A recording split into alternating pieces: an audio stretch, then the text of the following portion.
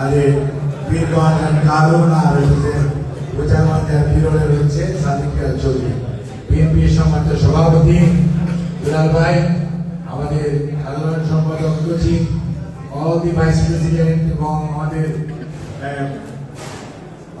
অনেক vice president সাহেবরা আছেন। আলহামদুলিল্লাহ আমার সাথে আগত ঢাকা থেকে আমার সহধর্মীরা আছেন। তবে শাহরুখ কবির খান এক সময় চেয়ারপারসনের প্রেসের দায়িত্বে ছিলেন, উনি এখন একটা পত্রিকার সম্পাদক। আমাদের আদিদানের বিশ্ববিদ্যালয়ের আসতে পারে পাঠিয়েছেন আলহামদুলিল্লাহ। হানিফ ভাই আছেন জাতীয়তাবাদী আইনজীবী ফোরামের সভাপতি, ছাত্র দল, যুব দল, স্বেচ্ছাসেবক দল এবং মহিলা দল সহ জেলা বিএনপির বিভিন্ন ইউনিট সমূহের সম্মানিত সভাপতি, সাধারণ সম্পাদক নেতৃবৃন্দ আছে। মাঠ সর্বোপরি দিনাজপুর মেডিকেল কলেজের শিক্ষক মন্ডলীর সম্মানিত সদস্যরা আছেন, এবং এই মেডিকেল কলেজের ছাত্রছাত্রী ভাই বোনেরা, কর্মকর্তা কর্মচারীগণ এবং আমন্ত্রিত অতিথিগণ, সাংবাদিকগণ, আসসালামু আলাইকুম রহমতুল্লাহ। সম্মানিত উপস্থিতি, মেডিকেল কলেজে দিন ফাউন্ডেশন স্টোন এখানে হয়েছিল, সেই দিন আমার থাকার সৌভাগ্য হয়েছিল। অরুণ চক্রনাপা অর্থাৎ খুশি চক্রনাপা উনি প্রধান অতিথি ছিলেন। আর ওনার সাথে বিএম এর মহাসচিব হিসাবে ধান ক্ষেতের মধ্যে আমরা এই প্রোগ্রামটি করেছিলাম। আর আজকের এই মেডিকেল কলেজ থেকে আলহামদুলিল্লাহ আল্লাহ রাব্বুল আলামিনের কাছে শুকরিয়া আদায় করছি।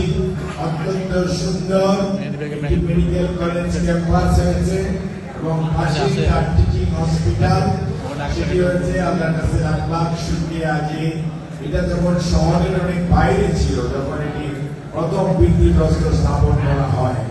আর মেডিকেল কলেজ যখন শুরু হয়েছিল তখন ভাড়া বাড়িতে ওই সদর হাসপাতালের পাশে ওই যে বসে আছে একজন পুরনো শিক্ষক আজিজ ভাই, উনি তখন ছিলেন।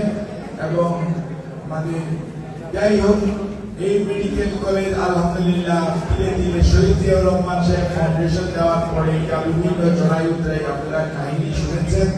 কারণ বিএনপি হচ্ছে জনগণের দল এবং বিএনপি হচ্ছে জনগণের পাশে থাকার দল। জনগণের দুঃখ কষ্ট দুর্দশা সবসময় মানুষের কাছে থাকা দলের নাম বিএনপি।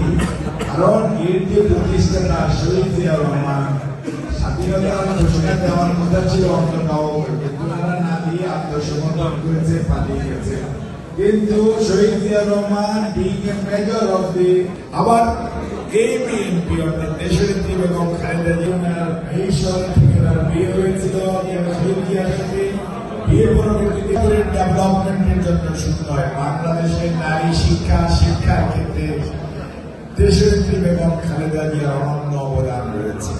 কাজেই তারই ধারাবাহিকতায় আস্তমানের নেতৃত্বে বিএনপি আজকে ৩১বার কর্মসূচির প্রথম দিনটি ছিল ফ্যামিলি কার্ড বাস্তবায়ন করছে। ইনশাআল্লাহ আপনারা সবাই সহযোগিতা করবেন, ফ্রি অফ কস্ট হবে, সকলে পাবে, কেউ কাউকে বাদ দেওয়া হবে না। আর একটা হচ্ছে যে কৃষকদের যে কষ্ট, দিনাজপুর কৃষি প্রধান এলাকা ১০,০০০ টাকা কৃষি ঋণ ছিল, সেই কৃষি ঋণ মৌকুফ করা হয়েছে সুদ আসরে এবং প্রায় ১২ লক্ষ কৃষক উপকৃত। অর্থাৎ বিএনপি যা বলে তা করে।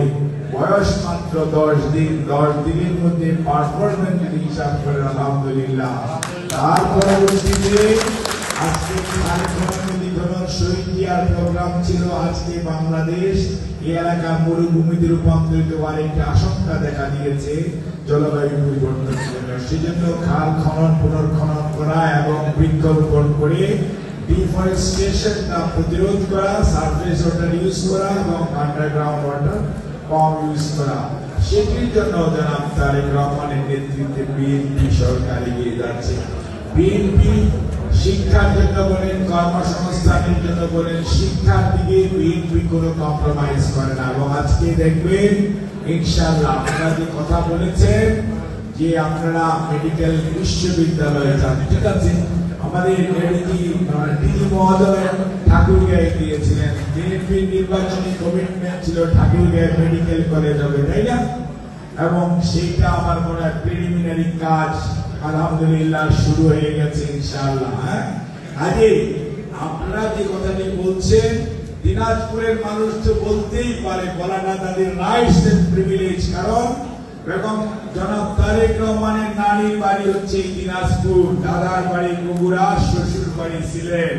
কাজেই উনার দায় অনেক বেশি দিনাজপুরের প্রতি আছে। দিনাজপুরের মানুষের আপনার স্বাভাবিকভাবে মাননীয় প্রধানমন্ত্রীর প্রতি সবসময় বেশি থাকবে, এটাই তো স্বাভাবিক। কাজেই আপনাদের যা দাবি ইনশাআল্লাহ আপনাদের পক্ষ থেকে আমি আপনাদের হয়ে এটি যথাযথ স্থানে পৌঁছে দিব। বাস্তবায়নের জন্য আমরা আমাদের সরকারি সর্বোচ্চ চেষ্টা অব্যাহত রাখবো।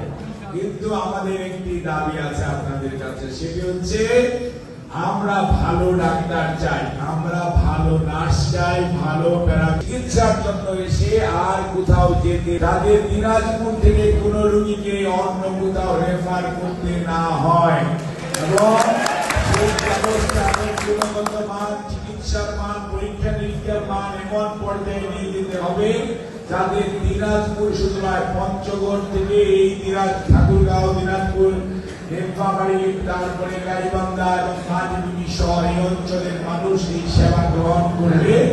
এই হসপিটালে এরকম একটি পরিবেশ আমরা আপনাদের কাছে চাই, সেবার জন্য আপনাদের কমিটমেন্ট চাই। আরেকটা হলো হসপিটালটাকে এমন করতে হবে যে কোন অবস্থাতে মানুষ যেন ঢোকার সময় না যে কাপড় নিতে না হয়। সবাইকে ধন্যবাদ জানাই, দিচ্ছে।